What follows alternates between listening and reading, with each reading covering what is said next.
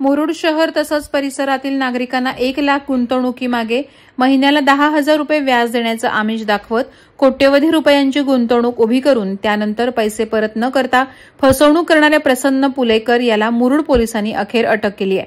Police निरीक्षक परशुराम कांबळे यांच्या मार्गदर्शनाखाली ही धडक कारवाई करण्यात आली।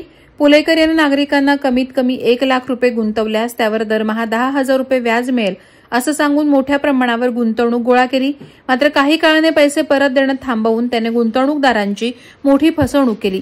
या प्रकरणी प्रमुख तक्रारदार महेश भगत आणि इतर मिळून तब्बल 136 तक्रारदारांनी मुरुड पोलीस ठाण्यात तक्रारी दाखल केल्या आहेत। सध्या प्राप्त तक्रारीनुसार एकूण सुमारे 8,25,00,000 रुपयांची फसवणूक झाल्याचं उघड झालंय। या तक्रारींच्या आधारे पोलिसांनी पुलेकरचा शोध सुरू ठेवला होता। अखेर तो मुरुड दिवाणी न्यायालयात एका खटल्याच्या कामासाठी आलेला असताना पोलिसांनी त्याला ताब्यात घेतलं। चौकशी दरम्यान त्याच्या विरुद्ध पुरावे मिळाल्यानंतर त्याच्यावर फसवणुकीचा गुन्हा दाखल करण्यात आला असून आरोपीला 24 जुलै 2025 पर्यंत पोलीस कोठडी सुनावण्यात आली आहे। मुरुड शहर आणि परिसरातील अनेक नागरिकांनी जास्त व्याज मिळेल या आमिषाला भुलून मोठ्या प्रमाणावर गुंतवणूक केली होती।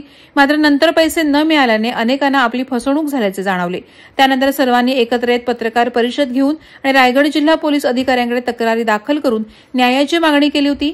या प्रकरणी आणखी तक्रारी दाखल होण्याची शक्यता असून मुरुड पोलीस अधिक गतीने तपास करत आहेत। वादळवारा लाईव्हसाठी अमोल कुमार जैन, अलिबाग। नवी मुंबई व रायगड जिल्ह्यातील ताज्या बातम्या आणि घडामोडींसाठी सबस्क्राईब करा वादळवारा लाईव्ह चॅनल आणि दाबा बेल आयकॉन।